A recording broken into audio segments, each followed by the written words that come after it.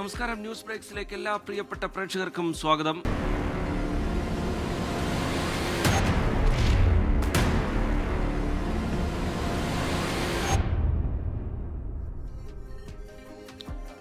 News breaks വിശദമായ റിപ്പോർട്ടുകളിലേക്ക് കടക്കുകയാണ്. നടിയെ ആക്രമിച്ച കേസിൽ വിധി കാത്ത് കേരളം.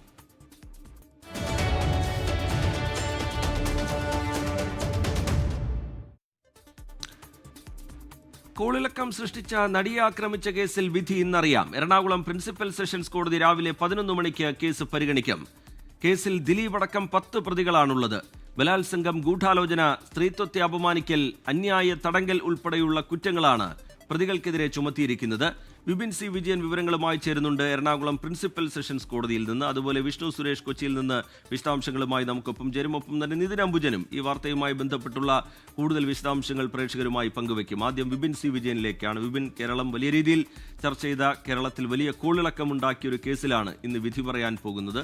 അത് കേവലം ഒരു കേസായി മാത്രമല്ല സമൂഹത്തിൽ നിലനിന്നിരുന്നത്. ആ കേസിന് ശേഷം പിന്നീട് സിനിമാ മേഖലയിലും സമൂഹത്തിലുമൊക്കെ ഉണ്ടായ വലിയ ചർച്ചകൾ, ഇതൊക്കെ നമുക്ക് മുമ്പിലുണ്ട്.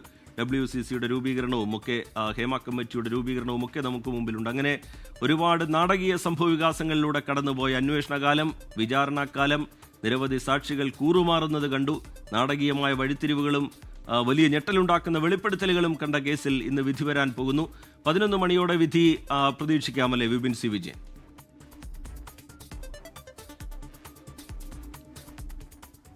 അതേ രഞ്ജിത്ത്, ഇന്ത്യയിൽ തന്നെ ഒരു പക്ഷേ ഒരു കേട്ടുകേൾവിയില്ലാത്ത രീതിയിൽ ബലാത്സംഗത്തിന് ഒരു കൊട്ടേഷൻ എന്നുള്ള ഒരു കേസ്, ആ കേസിന്റെ 7.5 വർഷം നീണ്ടുനിന്ന വലിയ വിചാരണ കാലയളവിന് ശേഷം ഇന്നിപ്പോൾ ഇതാ വിധി പറയാൻ പോകുന്നു. അത് 11 മണിക്കാണ്. എല്ലാ ഒരുക്കങ്ങളും അതുമായി ബന്ധപ്പെട്ടിട്ടുള്ള വിചാരണ കഴിഞ്ഞു. ഇവരുടെ വാദങ്ങളെല്ലാം തന്നെ കേട്ടു. അതിനുശേഷമാണ് ജഡ്ജ് ഹണിയം വർഗീസിന്റെ അധ്യക്ഷതയിലുള്ള ബെഞ്ച് ഇന്നിപ്പോൾ ഈ വിധി പറയാനായി ഒരുങ്ങുന്നത്. മലയാള സിനിമയിൽ തന്നെ അതിനെ രണ്ടാക്കി മാറ്റി എന്ന് തന്നെ പറയാം. പിളർത്തിക്കളഞ്ഞ ഒരു കേസാണ്.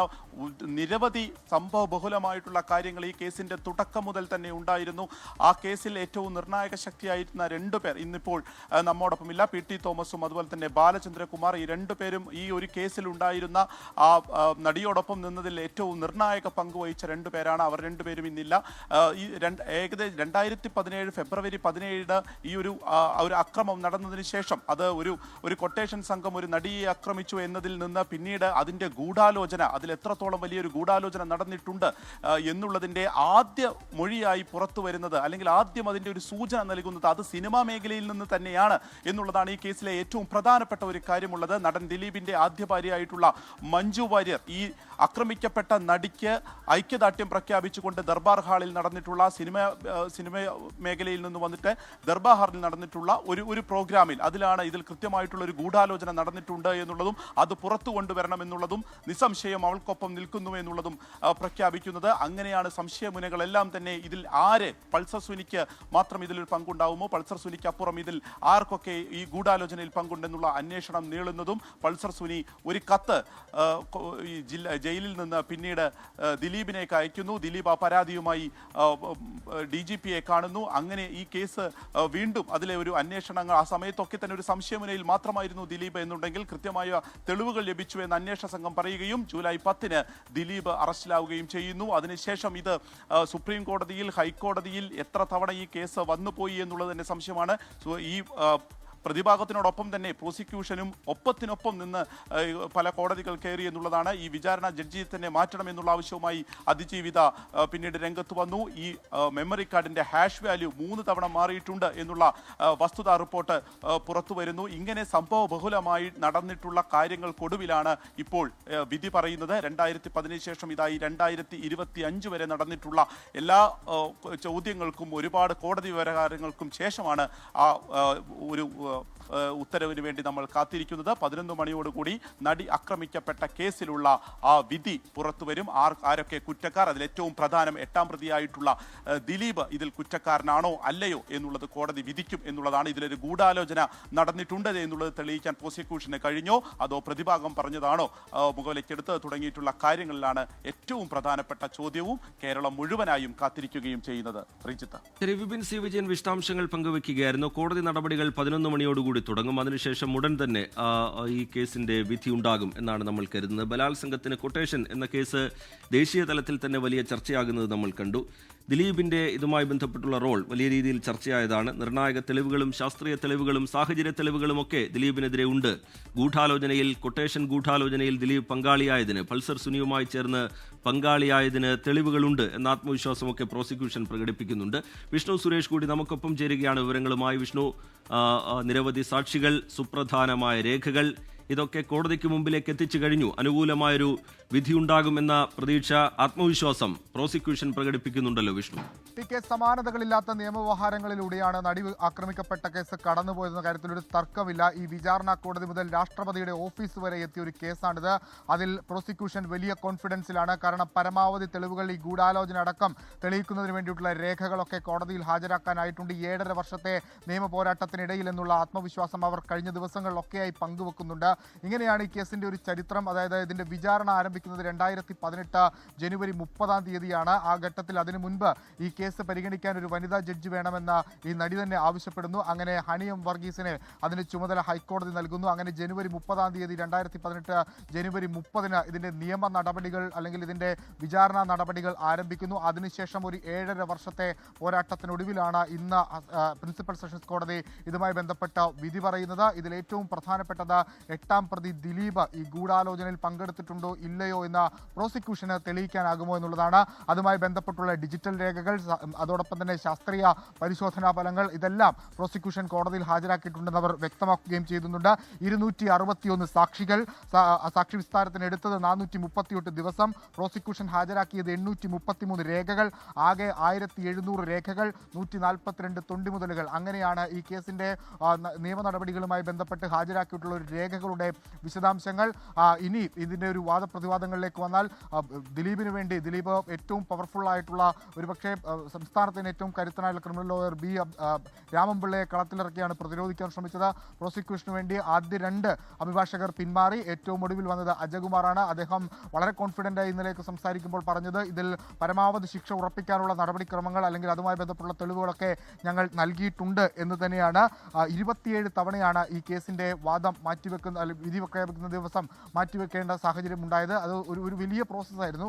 2018 ആരംഭിച്ച് 2025 വിധി പറയുന്നു എന്ന് പറയുമ്പോൾ നമുക്ക് മനസ്സിലാകാം എത്രത്തോളം അതിൽ കാലതാമസം എടുത്തിട്ടുണ്ടെന്ന്. സുപ്രീം കോടതി പോലും വിചാരണ കോടതിയെ വിമർശിക്കുന്ന സാഹചര്യമൊക്കെ ഉണ്ടായി. അതിൻ്റെ ഒരു നിയമ സങ്കീർണതയൊക്കെയാണ് അത് ചൂണ്ടിക്കാണിക്കുന്നത്. അതായത് ദിലീപ് തന്നെ പിന്നീട് ഹൈക്കോടതിയിലേക്ക് പോയി ഈ കേസിൽ നിലവിൽ അന്വേഷണ സംഘത്തെ വിശ്വാസമില്ല, അവർ തന്നെ കൊടുക്കാൻ ശ്രമിക്കുന്നു, അതുകൊണ്ടൊരു CBI അന്വേഷണം വേണമെന്നാവശ്യപ്പെട്ട് ദിലീപ് ഹൈക്കോടതിയിലേക്ക് പോകുന്നു. ഹൈക്കോടതി ആ ഹർജി തള്ളുന്നു. അതിനുശേഷം വിടുതൽ ഹർജിയുമായി ദിലീപ് സുപ്രീം കോടതിയിലേക്ക് പോകുന്നു. പിന്നീട് ആ വിടുതൽ ഹർജി ദിലീപ് പിൻവലിക്കുന്നു. അങ്ങനെ നടി ഇതുമായി ബന്ധപ്പെട്ട് രാഷ്ട്രപതിക്ക് കത്തയക്കുന്നു.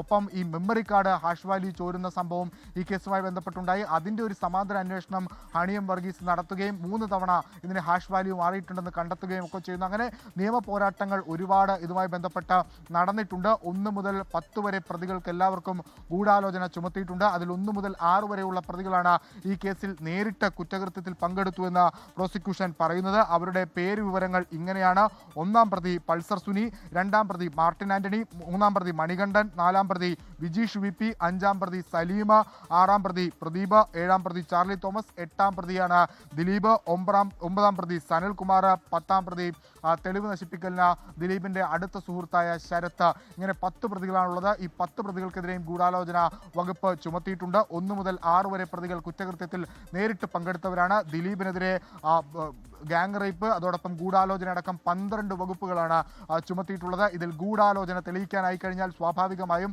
മറ്റ് കുറ്റകൃത്യങ്ങൾ ദിലീപിനെതിരെ നിലനിൽക്കാനാകും. അത് സംഭവിക്കുമോ ഇല്ലയോ എന്നുള്ളതാണ് ഇനി അറിയാനുള്ളത്. പരമാവധി തെളിവുകൾ, പരമാവധി വിവരങ്ങളൊക്കെ പ്രോസിക്യൂഷൻ ഹാജരാക്കിയിട്ടുണ്ട്. ഇന്നലെ നമ്മൾ പുറത്തുവിട്ട വിവരങ്ങളുണ്ട് അന്വേഷണ സംഘത്തിന്റെ. അതായത് ദിലീപ് പൾസർ സുനിയുമായി നടത്തിയത് 8 തവണയാണ് ഗൂഢാലോചന നടത്തിയത്. 8 തവണയാണ്. അത് 3 സിനിമാ ലൊക്കേഷനിൽ വെച്ചാണ്. അതോടൊപ്പം ദിലീപ് പൾസർ സുനിക്ക് കൈമാറിയ പണത്തിന്റെ രേഖകൾ അത് ഇൻഡയറക്റ്റ് ആയി ആണെങ്കിൽ പോലും ദിലീപ് തന്നെ കൈമാറിയെന്ന് സ്ഥിരീകരിക്കാൻ പോലീസിനാകുന്നുണ്ട്. 1,10,000 രൂപയാണ് പൾസർ സുനിയുടെ അക്കൗണ്ടിലേക്ക് ദിലീപ് കൈമാറിയത്.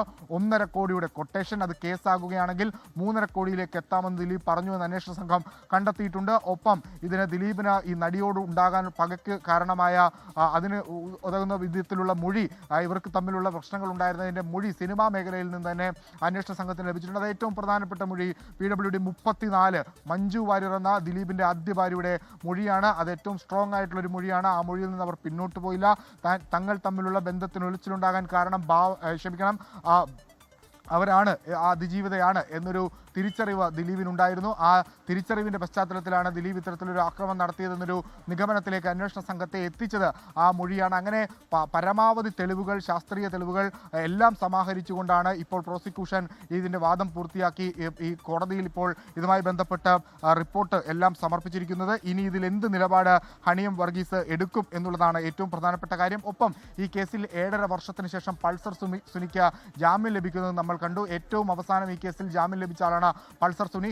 സുപ്രീം കോടതിയിൽ നിരന്തരം പോകുകയും ഹൈക്കോടതിയിലും നിരന്തരം പോവുകയും ഏറ്റവും ഒടുവിൽ ഹൈക്കോടതി ഇത്തരം നിരന്തരം ജാമ്യ ഹർജി നൽകുന്നതിന് സുനിക്കെതിരെ 25,000 രൂപയോളം പിഴ ചുമത്തുകയും അതിനുശേഷം വീണ്ടും സുനി സുപ്രീം കോടതിയിൽ പോയി ജാമ്യം വാങ്ങിക്കൊണ്ടുവരുന്നതും നമ്മൾ കണ്ടു. ഈ വർഷമാണ് സുനി പുറത്തിറങ്ങുന്നത്. അങ്ങനെ പൾസർ സുനിക്ക് മാത്രമായി ഈ കൊട്ടേഷൻ ചെയ്യാനാകുമോ, അല്ലെങ്കിൽ ഇങ്ങനെ ഒരു ഓപ്പറേഷൻ നടത്താനാകുമോ എന്നുള്ള സംശയങ്ങളൊക്കെ ആദ്യഘട്ടത്തിലുണ്ടായിരുന്നു. അങ്ങനെയാണ് ദിലീപിലേക്ക് എത്തുന്നത്. ഇതിൻ്റെ ഒരു ടൈം ലൈൻ ഇങ്ങനെയാണ്. ഫെബ്രുവരി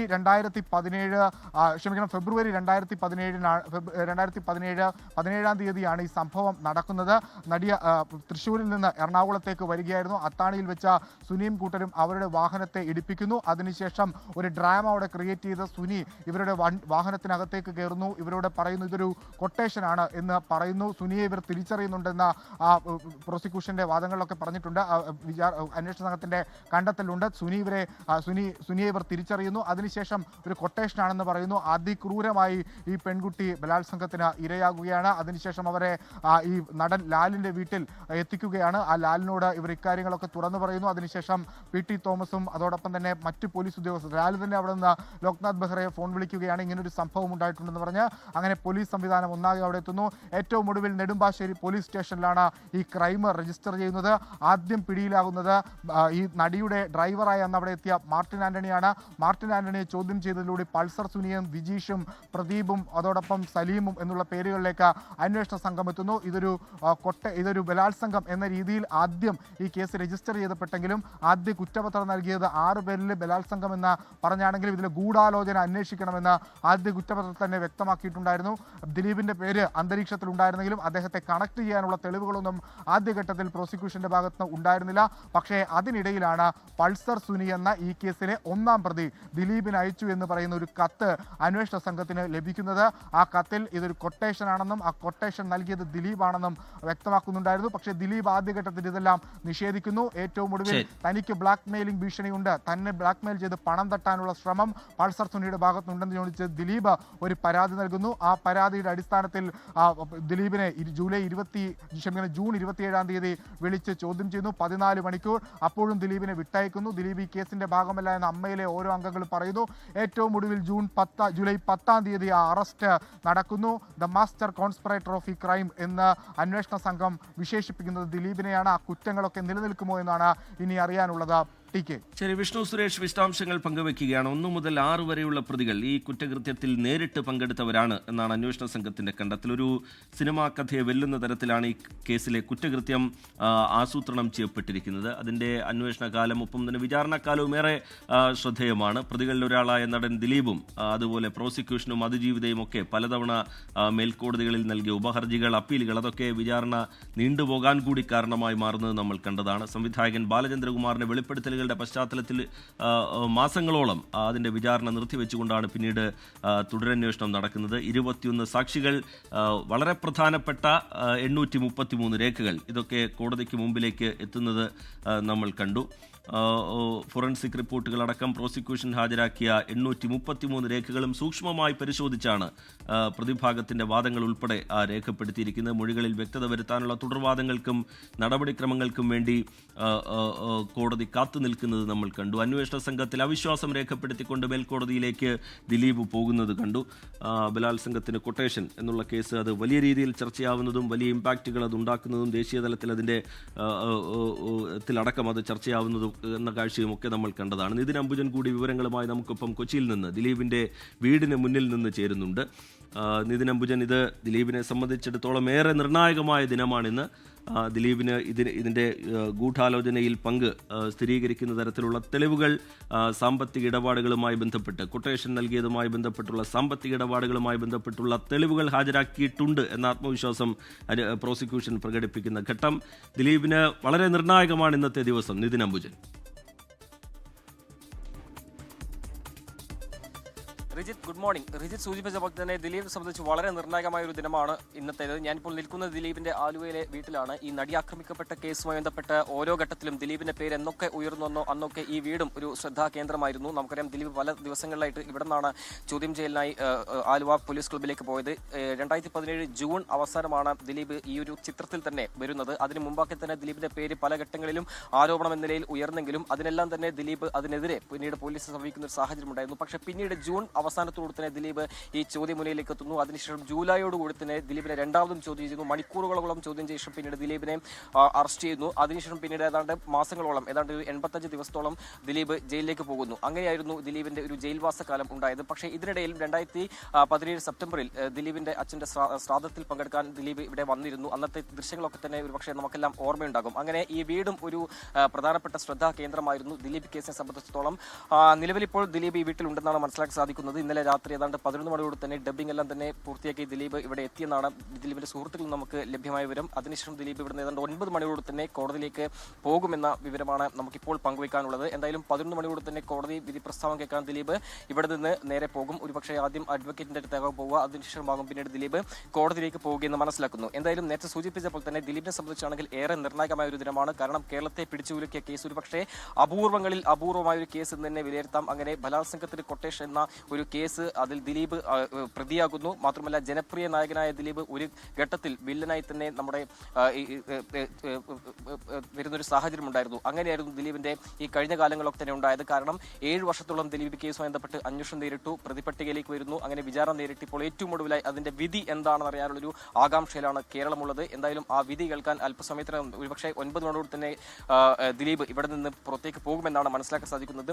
അതോടൊപ്പം തന്നെ എടുത്തു പറയേണ്ട ഒരു കാര്യം, 2022 ഈ കേസിന്റെ ഗതിയെ തന്നെ മാറ്റിമറിച്ച ഒരു വെളിപ്പെടുത്തൽ ബാലചന്ദ്രകുമാറിന്റെ ഭാഗത്തും ഉണ്ടാകുന്നു. ആ വെളിപ്പെടുത്തലിലും ഈ വീട് ഒരു പ്രധാനപ്പെട്ട കേന്ദ്രമായിരുന്നു. കാരണം ആലുവയിലെ ദിലീപിന്റെ വീട്ടിലെത്തിയായിരുന്നു പിന്നീട് ഈ ബാലചന്ദ്രകുമാറും ദിലീപും തമ്മിൽ ഇവിടെ പൾസർ സുനിയുടെ മൊഴിയും ബാലചന്ദ്രകുമാറിന്റെ വെളിപ്പെടുത്തലും ഒക്കെ ദിലീപിനെ സംബന്ധിച്ചിടത്തോളം കുരുക്കിലാക്കുന്നതാണ്. ബലാത്സംഗം, ഗൂഢാലോചന, സ്ത്രീത്വത്തെ അപമാനിക്കൽ, അന്യായ തടങ്കൽ, ബലപ്രയോഗം, തെളിവ് നശിപ്പിക്കൽ, അശ്ലീല ചിത്രമെടുക്കൽ എന്നടക്കമുള്ള കുറ്റങ്ങളാണ് പ്രതികൾക്കെതിരെ ചുമത്തിയിരിക്കുന്നത്. 10 പ്രതികളാണ് ഈ കേസിലുള്ളത്. അതിൽ 1-ാം പ്രതി പൾസർ സുനിയാണ്, 8-ാം പ്രതിയാണ് നടൻ ദിലീപ്. 7 വർഷത്തിലധികം നീണ്ട വിചാരണാ നടപടികൾക്കൊടുവിലാണ് നടി ആക്രമിക്കപ്പെട്ട കേസിൽ എറണാകുളം പ്രിൻസിപ്പൽ സെഷൻസ് കോടതി വിധി പറയാൻ പോകുന്നത്.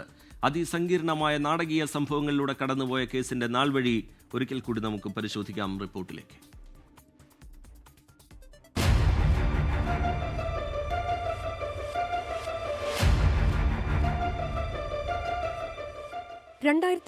ഫെബ്രുവരി 17 അങ്കമാലി അത്താണിക്ക് സമീപം ഓടിക്കൊണ്ടിരുന്ന കാറിൽ യുവനടി ആക്രമിക്കപ്പെട്ടു.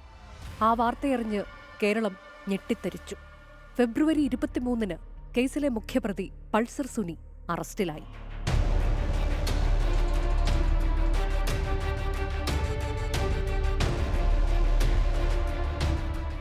ആദ്യഘട്ടത്തിൽ പ്രതി ചേർക്കാതിരുന്ന നടൻ ദിലീപിനെ തെളിവുകളുടെ അടിസ്ഥാനത്തിൽ ജൂലൈ 10 അറസ്റ്റ് ചെയ്തു.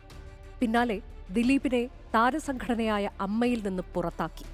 85 ദിവസത്തിനു ശേഷം 2017 ഒക്ടോബർ 3 8-ാം പ്രതിയായ ദിലീപിന് ജാമ്യം.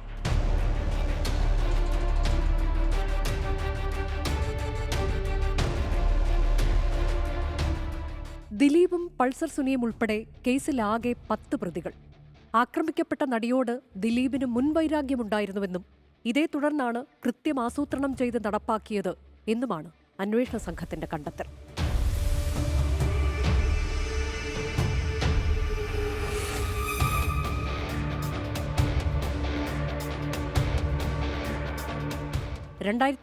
നവംബറിൽ കുറ്റപത്രം സമർപ്പിച്ചു.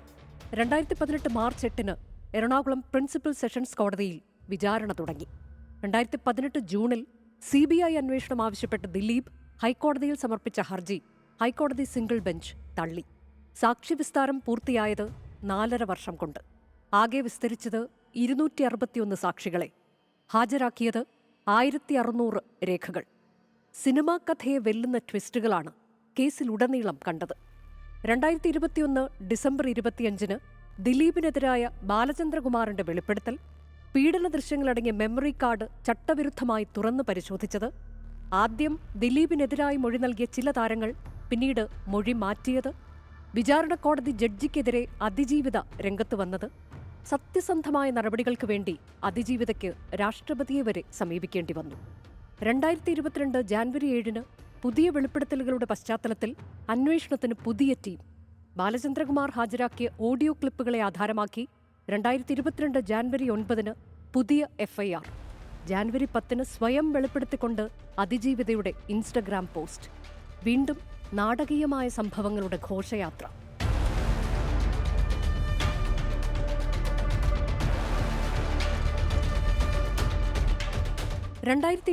ഡിസംബർ 11-നാണ് കേസിലെ അന്തിമവാദം തുടങ്ങിയത്. 2025 ഏപ്രിൽ 7-ന് CBI അന്വേഷണം ആവശ്യപ്പെട്ടുള്ള ദിലീപിന്റെ ഹർജി ഹൈക്കോടതി ഡിവിഷൻ ബെഞ്ചും തള്ളുന്നു. വിചാരണ അവസാന ഘട്ടത്തിലെത്തി എന്നത് വിലയിരുത്തിയാണ് ഹർജി തള്ളിയത്. 2025 ഏപ്രിൽ 9-ന് പ്രതിഭാഗത്തിന്റെ വാദം പൂർത്തിയായി. തുടർന്ന് പ്രോസിക്യൂഷന്റെ മറുപടി വാദവും പൂർത്തിയായ ശേഷം ചില കാര്യങ്ങളിൽ വീണ്ടും കോടതി വ്യക്തത തേടി. ഏറെ ചർച്ചയായ ഈ case women in cinema collective എന്ന സംഘടനയുടെ പിറവിക്ക് ഇടയാക്കി. സിനിമാ മേഖലയിലെ പ്രശ്നങ്ങളെക്കുറിച്ച് പഠിക്കാൻ ഹേമ കമ്മിറ്റിയെ നിയോഗിക്കാൻ സർക്കാരിനെ പ്രേരിപ്പിച്ചു. കേരളത്തിലെ സ്ത്രീ സുരക്ഷയെപ്പറ്റിയും സിനിമാ രംഗത്ത് സ്ത്രീകൾ നേരിടുന്ന പ്രശ്നങ്ങളെപ്പറ്റിയും വലിയ തോതിൽ സമൂഹത്തിൽ ചർച്ച ചെയ്യപ്പെടാൻ നടി ആക്രമിക്കപ്പെട്ട കേസ് വഴിയൊരുക്കി. Research desk 24. ഇനി മറ്റു ചില റിപ്പോർട്ടുകളിലേക്ക് കൂടിയാണ്. രാഹുൽ മാങ്കൂട്ടത്തിൽ MLA-ക്കെതിരായ രണ്ടാമത്തെ പീഡനക്കേസിൽ മുൻകൂർ ജാമ്യാപേക്ഷ കോടതി ഇന്ന് പരിഗണിക്കും. തിരുവനന്തപുരം ജില്ലാ സെഷൻസ് കോടതിയാണ് ഹർജി പരിഗണിക്കുന്നത്. കഴിഞ്ഞ ദിവസം അറസ്റ്റ് തടയണമെന്ന രാഹുലിന്റെ ആവശ്യം കോടതി പരിഗണിച്ചിരുന്നില്ല. കേസിൽ വിശദമായ റിപ്പോർട്ട് പോലീസ് കോടതിയിൽ ഹാജരാക്കും. ആദ്യത്തെ കേസിൽ ഹൈക്കോടതി അറസ്റ്റ് തടഞ്ഞതിന് പിന്നാലെയാണ് രാഹുൽ മാങ്കൂട്ടത്തിൽ തിരുവനന്തപുരം ജില്ലാ സെഷൻസ് കോടതിയിൽ രണ്ടാമത്തെ കേസിൽ മുൻകൂർ ജാമ്യ ഹർജി ഫയൽ ചെയ്തത്. കൊല്ലം ചവറ കൊട്ടുകാട് വട്ടത്തറയിൽ ലഹരിക്കടിമയായ ചെറുമകൻ മുത്തശ്ശിയെ കൊലപ്പെടുത്തിയ സംഭവത്തിൽ അന്വേഷണം ആരംഭിച്ച് ചവറ പോലീസ്. വട്ടത്തറ സ്വദേശിനിയായ 70-കാരി സുലേഖ ബീവിയാണ് കൊല്ലപ്പെട്ടത്. 28-കാരനായ ഷഹനാസാണ് മുത്തശ്ശിയെ കൊലപ്പെടുത്തിയത്. സംഭവം കണ്ട ഷഹനാസിന്റെ മാതാവ് മുംതാസിന്റെ മൊഴി പോലീസ് രേഖപ്പെടുത്തി. കൊലപാതകത്തിന് മറ്റ് കാരണങ്ങൾ ഉണ്ടോ എന്നതിലും പോലീസിന്റെ അന്വേഷണം ആരംഭിച്ചു. ഷഹനാസിന്റെ മൊഴിയും ഉടൻ പോലീസ് രേഖപ്പെടുത്തും. ഇയാൾ ലഹരിക്കടിമയാണെന്ന് പോലീസ് പറയുന്നു. സംസ്ഥാനത്തെ തദ്ദേശ സ്വയംഭരണ സ്ഥാപനങ്ങളിലേക്കുള്ള ആദ്യഘട്ട തെരഞ്ഞെടുപ്പ് നാളെ. തിരുവനന്തപുരം മുതൽ എറണാകുളം വരെയുള്ള 7 ജില്ലകളിലാണ് ആദ്യഘട്ടത്തിൽ വോട്ടെടുപ്പ് നടക്കുക. തെരഞ്ഞെടുപ്പിലേക്കുള്ള പോളിംഗ് സാമഗ്രികളുടെ വിതരണം ഇന്ന് നടക്കും.